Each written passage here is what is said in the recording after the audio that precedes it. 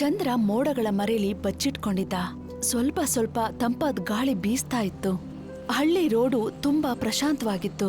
Sudden ಆಗಿ ಒಂದು ಹುಡುಗಿಯ ಗೆಜ್ಜೆ ಶಬ್ದ ಕೇಳಿಸೋದಿಕ್ ಶುರುವಾಯ್ತು. ಆದ್ರೆ ಯಾರು ಕಾಣಿಸ್ತಾ ಇಲ್ಲ. ಹೇಳ್ತಾರೆ ಈ ಹಳ್ಳಿಯ ಗಾಳಿನಲ್ಲಿ ಈಗ್ಲೂ ಅವಳ ಛಾಯೆ ಇದೆ ಅಂತ. ಗೊತ್ತಿಲ್ಲ ಎಷ್ಟು ಬಾರಿ ಅವಳು ಮರಳಿ ಬಂದಿದ್ದಾಳೆ ಅಂತ. ಆದ್ರೆ ಯಾರವಳು ನೋಡ್ತಾರೋ ಅವ್ರು ಯಾವತ್ತೂ ವಾಪಸ್ ಬಂದಿರ್ಲಿಲ್ಲ. ಠಾಕೂರ್ ವಿಜಯ್ ಪ್ರತಾಪ್ ಅವರು ಅವ್ರ ಹೆಂಡತಿ ಸುಮಿತ್ರಾ ಮತ್ತೆ ಅವ್ರ ಮಗಳು ರಾಧಾ ಜೊತೆ ಊಟ ಮಾಡುತ್ತಾ ಕುಳಿತಿದ್ರು. ಮಗಳು ಇನ್ನು ತುಂಬಾ ಚಿಕ್ಕವಳಲ್ವರಿ, ಈಗಾದ್ರ ಅವಶ್ಯಕತೆ ಇದೆಯಾ? ಪರಂಪರೆಗಿಂತ ದೊಡ್ಡದು ಯಾವುದೂ ಇಲ್ಲ. ನಮ್ಮ ಪೂರ್ವಜರು ಏನ್ ಮಾಡ್ಕೊಂಡು ಬಂದ್ರು ಈ ಊರಲ್ಲಿ ಅದೇ ನಡೆಯುತ್ತೆ. ಮದ್ವೆ ನಾಳೆನೇ ಆಗುತ್ತೆ. ಅಪ್ಪ, ನನಗನ್ನಿಸ್ತಾ ಇದೆ. ಠಾಕೂರ್ ಕೋಪದಿಂದ ಮೇಲೆದ್ರು. ಭಯಾನ, ಸುಮ್ನೆ ಬಾಯಿಗೆ ಬಂದಂಗ್ ಮಾತಾಡ್ಬೇಡ. ಶಾಪ ಗೀಪ ಏನೂ ಇರಲ್ಲ. ನಾಳೆ ಎಲ್ಲ ಸರಿ ಹೋಗುತ್ತೆ. ಅಷ್ಟರಲ್ಲೇ ಗಾಳಿಯಿಂದ ಕಿಟಕಿ ತಾನಾಗೆ ತಾನು ಓಪನ್ ಆಯ್ತು. ಒಂದು ತಂಪಾದ ಗಾಳಿ ಮನೆ ಒಳಗಡೆ ಬೀಸ್ತು. ದೀಪಗಳು ತುಂಬಾ ಜೋರಾಗಿ ಉರಿತಾ ಇತ್ತು. ದೂರದಲ್ಲಿ ಒಬ್ಬ ಹುಡುಗಿದು ಕಿರ್ಚಾಡೋ ಸೌಂಡ್ ಕೇಳಿಸ್ತಾ ಇತ್ತು. ಅದೇ ರಾತ್ರಿ ಹಳ್ಳಿಯ ಇಬ್ರು ಹುಡುಗರು ರಸ್ತೆನಲ್ಲಿ ಸೈಕಲ್ ಓಡಿಸ್ತಾ ಹೋಗ್ತಾ ಇದ್ರು. ಎಲ್ಲಾ ಕಡೆ ನಿಶಬ್ದವಾದ ಮೌನ ಇತ್ತು. ಕೇಳಿದೆ ವಿಷಯ? ಜಮೀನ್ದಾರ್ ಸಾಹೇಬ್ರು ಅವ್ರ ಮಗಳನ್ನ ಯಾವುದೋ ಮುದ್ಕಂಗ್ ಕೊಡ್ತಾ ಇದಾರಂತೆ. ನನಗೆ ಸರಿ ಅನ್ಸಿಲ್ಲ ಕಣೋ ಅಜಯ್. ಹೋದ್ಸಲ ಕೂಡ ಹೀಗೆ ಆಗಿತ್ತು. ಆದ್ರೆ ಇದೇನಾಯ್ತು ಸೈಕಲ್ಗೆ? ಇರು, ನಾನು ಚೈನ ಸರಿ ಮಾಡ್ಬಿಡ್ತೀನಿ ಇವಾಗ್ಲೇ. ಯಪ್ಪ, ಅಯ್ಯೋ ಲೋ ಹೆದರ್ಪುಕ್ಲಾ, ನೀನ್ ನೆರಳು ನೋಡ್ಬಿಟ್ಟು ನೀನೇ ಹೆದರ್ಕೊಂತ ಇದೆಯಲ್ಲೋ. ಆಗೆ ಮೋಹನ್ ಮೇಲೆದ್ದಾಗ ಅವನ ಹಿಂದೆ ಏನೋ ಪಾಸ್ ಆದಾಗೆ ಆಗೋಯ್ತು. ಕತ್ಲೆಯಲ್ಲಿ ಅಲ್ಲೇ ದೂರದಲ್ಲಿ ಒಬ್ಳು ಹುಡುಗಿ ನಿಂತಿರೋ ಹಾಗೆ ಕಾಣಿಸ್ತು. ಉದ್ದವಾದ ಕೂದ್ಲು, ಕೆಂಪುಗಿರ ಭಯಾನಕವಾದ ಕಣ್ಣುಗಳು. ಅಜಯ್, ಹಿಂದೆ ನೋಡು. ಏನೋ? ಅಜಯ್ ಹಿಂದೆ ತಿರುಗಿ ನೋಡ್ದ. ಆದ್ರೆ ಅಲ್ಲಿ ಯಾರೂ ಇರ್ಲಿಲ್ಲ. ಇಬ್ರು ಗಾಬರಿಯಿಂದ ಸೈಕಲ್ ಏರಿ ನಡೆದ್ರು. ಆದ್ರೆ ಅಲ್ಲಿ ಯಾರಿದ್ರು ಅವ್ರು ಈಗ್ಲೂ ಕೂಡ ಅಲ್ಲೇ ನಿಂತಿದ್ರು. ರಾಧಾ ತನ್ನ ಕೋಣೆನಲ್ಲಿ ಕೂತಿದ್ಲು. ಗಾಳಿ ತುಂಬಾ ಜೋರಾಗಿ ಬೀಸ್ತಾ ಇತ್ತು. ಸಡನ್ ಆಗಿ ಅವಳ ಗೊಂಬೆ ಕೆಳಗಡೆ ಬಿತ್ತು. ಅವಳು ಭಯದಿಂದ ಅದನ್ನ ಎತ್ಕೊಳ್ಳೋದಿಕ್ಕೆ ಹೋದ್ಲು. ಆವಾಗ ಒಬ್ಬ ಹುಡುಗಿಯ ಕಿರ್ಚಾಡೋ ಸೌಂಡ್ ಕೇಳಿಸ್ತು. ರಾಧಾ ಕೇಳಿಸ್ಕೊಂಡ್ಲು. ಅವಳು ಹಿಂದೆ ತಿರುಗಿ ನೋಡ್ದಾಗ ಅಲ್ಲಿ ಯಾರೂ ಕೂಡ ಇರ್ಲಿಲ್ಲ. ಸಡನ್ ಆಗಿ ಕಿಟಕಿಯಿಂದ ಒಂದು ಛಾಯೆ ಒಳಗಡೆ ಬಂದಿರೋ ತರ ಆಯ್ತು. ಅವಳ ಉದ್ದವಾದ ಕೂದಲು ನಡುವೆ ಮುಖ ಕಾಣಿಸ್ತಾ ಇತ್ತು. ಓಡ್ ಹೋಗು, ಈ ಮದುವೆ ಆಗೋದಿಲ್ಲ. ರಾಧಾ ಕಿರ್ಚ್ಕೊಂಡ್ಲು. ಬಾಗ್ಲು ಓಪನ್ ಮಾಡಿ ಸುಮಿತ್ರಾ ಒಳಗಡೆ ಬಂದ್ಲು. ಏನಾಯ್ತು ಮಗಳೇ? ರಾಧಾ ಗಾಬರಿಯಿಂದ ಕೈ ತೋರ್ಸಿದ್ಲು. ಆದ್ರೆ ಅಲ್ಲಿ ಯಾರೂ ಇರ್ಲಿಲ್ಲ. ಅವಳು ಮತ್ತೆ ವಾಪಸ್ ಬಂದ್ಲಾ? ಹಳ್ಳಿ ಜನರು ರಾಜ ವಿಜಯ್ ಪ್ರತಾಪ್ ಅವ್ರ ಮನೆಗೆ ಬಂದ್ ಸೇರಿದ್ರು. ಠಾಕೂರ್ ಅವರ ಮುಖ ಕೋಪದಿಂದ ಕೆಂಪುಗಾಗಿತ್ತು. ಠಾಕೂರ್ ಸಾಹೇಬ್ರೆ, ನಾವೀ ಮದ್ವೆನ ನಿಲ್ಲಿಸ್ಬೇಕಾಗತ್ತೆ. ಹಿಂದಿನ ರಾತ್ರಿ ಏನಾಯ್ತೋ ಅದು ಸಾಮಾನ್ಯವಾದ ಘಟನೆ ಅಲ್ಲ. ಸಾಕ್ ಮಾಡ್ತೀರಾ ನೀವು? ಇದೆಲ್ಲ ನಿಮ್ಮ ಭ್ರಮೆ ಅಷ್ಟೇ. ಮದ್ವೆ ಇವತ್ತೇ ಆಗುತ್ತೆ. ಹೋದ್ಸಲ ಕೂಡ ನೀವ್ ಹಿಂಗೆ ಹೇಳಿದ್ರಿ. ಆದ್ರೆ ಏನಾಯ್ತು ಅದನ್ನ ಯಾರು ಮರೆಯೋದೇ ಇಲ್ಲ. ಸಡನ್ ಆಗಿ ಮನೆ ಒಳಗಡೆಯಿಂದ ಒಂದು ಸೌಂಡ್ ಕೇಳಿಸ್ತು. ಎಲ್ರೂ ಕೂಡ ಗಾಬರಿಯಿಂದ ಅಲ್ಲಿಗೆ ಓಡು ಹೋದ್ರು. ರಾಧಾ ತನ್ನ ರೂಮಲ್ಲಿ ಕೆಳಗ್ ಬಿದ್ದು ನರಳಾಡ್ತಾ ಇದ್ಲು. ಅವಳ ಕಣ್ಣು ಭಯದಿಂದ ತುಂಬಿತ್ತು. 4 ಕಡೆ ಗೋಡೆ ಮೇಲೆ ರಕ್ತದ ಕಲೆಗಳಿದ್ದವು. ರಾಧಾ ಗಾಬರಿಯಿಂದ ಗೋಡೆ ಮೇಲೆ ಕೈ ಮಾಡಿ ತೋರಿಸಿದ್ಲು. ಗೋಡೆ ಮೇಲೆ ಕೆಂಪು ಬಣ್ಣದಿಂದ ಬರೆಯಲಾಗಿತ್ತು, ಈ ಮದುವೆ ನಡೆಯೋದಿಲ್ಲ ಅಂತ.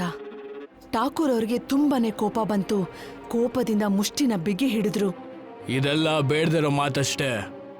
ಯಾವುದೋ ಈ ಊರಿನ ಹುಡುಗ ಹೆದರ್ಸಕ್ಕೆ ಈ ರೀತಿ ಮಾಡ್ತಿರ್ಬೋದು ಅನ್ಸುತ್ತೆ. ಮದ್ವೆ ಆಗುತ್ತೆ, ಮತ್ತಿವತ್ತೇ ಆಗುತ್ತೆ. ಹಳ್ಳಿಯ ಒಂದು ದೇವಸ್ಥಾನದಲ್ಲಿ ವಯಸ್ಸಾದಂತ ಒಬ್ರು ಪಂಡಿತ್ರು ಕೂತ್ಕೊಂಡಿದ್ರು. ಅವ್ರ ಹೆಸರು ಪಂಡಿತ್ ಸೋಮೇಶ್ವರ್. ಅವರು ತುಂಬಾ ಗಂಭೀರವಾಗಿದ್ರು. ಪಂಡಿತ್ರೆ, ಇದು ಯಾವುದೇ ಸಾಮಾನ್ಯವಾದ ವಿಷಯ ಅಲ್ಲ. ಪ್ರತಿ ಸಲ ಯಾವ್ದಾದ್ರು ಹುಡುಗಿ ಮದುವೆ ಆದ್ರೆ ಯಾವ್ದಾದ್ರು ಕೆಟ್ಟ ಘಟನೆ ಆಗೇ ಆಗುತ್ತೆ. ಪಂಡಿತರ ಕಣ್ಣಲ್ಲಿ ಭಯ ಕಾಣಿಸ್ತಾ ಇತ್ತು. ಯಾಕಂದ್ರೆ ಇದು ಮದುವೆ ಅಲ್ಲ, ಇದೊಂದು ಬಲಿ. ಹಳ್ಳಿ ಜನ ತುಂಬಾ ಕಕ್ಕಾಬಿಕ್ಕಿಯಾದ್ರು. ರಾತ್ರಿ ಸಮಯ. ಮಹಲಲ್ಲಿ ಮದುವೆಗೆ ತಯಾರಿ ನಡೆಯುತ್ತಾ ಇತ್ತು. ರಾಧಾ ಮದುಮಗಳಾಗಿ ಮದುವೆಗೆ ತಯಾರಾಗಿದ್ಲು. ಆದ್ರೆ ಅವಳ ಕಣ್ಣಲ್ಲಿ ತುಂಬಾ ಭಯ ಆವರಿಸಿತ್ತು. ಆಗ ಬಾಗಿಲ ಬಳಿ ಒಂದು ದೊಡ್ಡ ಘಟನೆ ನಡೀತು. ಇಡೀ ಮಂಟಪವೆಲ್ಲ ಸ್ತಬ್ಧವಾಗಿ ನಿಂತ್ಕೊಳ್ತು. ಒಂದು ಕಪ್ಪು ವಿಚಿತ್ರವಾದ ಧ್ವನಿ ಆವರಿಸಿತು. ಅವಳು ಬಂದ್ಬಿಟ್ಲು. ಠಾಕೂರ್ ಅವರು ಕತ್ತಿನ ಎತ್ಕೊಂಡು ಕಿರ್ಚಿದ್ರು. ಯಾರದು? ಮುಂದೆ ಬನ್ನಿ. ಆಗ ಮಂಟಪದ ನಡುವೆನೇ ಎಲ್ಲ ಕಡೆ ಹೋಗಿ ಆವರಿಸ್ಕೊಳ್ತು. ಸಡನ್ ಆಗಿ ಅದರಲ್ಲಿ ಒಂದು ಆಕೃತಿ ಹೊರ ಬಂತು. ಒಬ್ಳು ಹುಡುಗಿ, ಉದ್ದವಾದ ಕೂದಲು, ಕೆಂಪಾದ ಕಣ್ಣು, ಮುಖದಲ್ಲಿ ರಕ್ತ ಸುರಿತಿತ್ತು. ಅವಳ ಕಣ್ಣಲ್ಲಿ ಕೆಂಡ ಕಾರ್ತಿತ್ತು. ನಾನು ಹೇಳಿದ್ದೆ ಈ ಮದುವೆ ನಡೆಯೋದಿಲ್ಲ ಅಂತ. ಸಡನ್ ಆಗಿ ಠಾಕೂರ್ ಅವ್ರ ದೇಹ ನಡುಗೋದಕ್ಕೆ ಶುರುವಾಯ್ತು. ಅವ್ರ ಕಣ್ಣು ಮೇಲ್ಗಡೆ ತಿರ್ಕೋತಾ ಇತ್ತು. ಅವ್ರು ನಡುಗ್ತಾನೆ ಕೆಳಗಡೆ ಬಿದ್ದು ಹೋದ್ರು. ರೀ, ಏನಾಯ್ತು? ನಾನು ಹೇಳಿದ್ದೆ ಅಲ್ವಾ ಈ ಮದುವೆ ನಡೆಯೋದಿಲ್ಲ ಅಂತ. ಯಾರು ನೀನು? ನಾನು ಅವಳೇನೆ.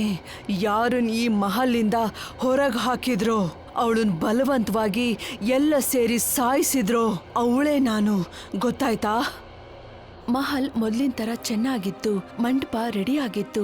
ಅಲ್ಲಿ 14 ವರ್ಷದ ಹುಡುಗಿ ಮದ್ವೆಗೆ ತಯಾರಾಗಿ ಕೂತಿದ್ಲು. ಅವಳ ಹೆಸರು ಗೌರಿ.